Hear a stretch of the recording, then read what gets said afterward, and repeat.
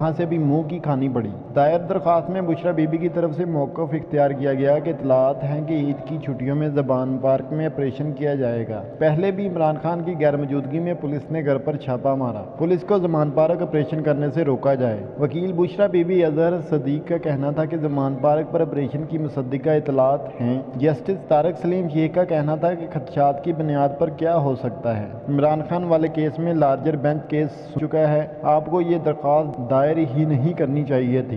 एक हुक्म 5 रुकनी बेंच ने दिया था, तो अब ऐसी दरख्वास्त दोबारा क्यों दायर की? वकील अजहर सदीक का कहना था कि वो दरख्वास्त हरासा करने के हवाले से थी। चीफ जस्टिस ने कहा कि ये दरख्वास्त भी वही है। आपकी ऐसी दरख्वास्तों से अदालत का कितना वक्त ज़ाया होता है। आप चिढ़ाते भी हैं, क्यों ना दरख्वास्त को जुर्माने के साथ खारिज करें। बुशरा बीबी के वकील अजहर सदीक का कहना था कि मैं दरख्वास्त वापस ले लेता हूँ। अदालत ने दरख्वास्त खारिज करते हुए वकील अजहर सदीक को 1 लाख रुपये जुर्माना कर दिया।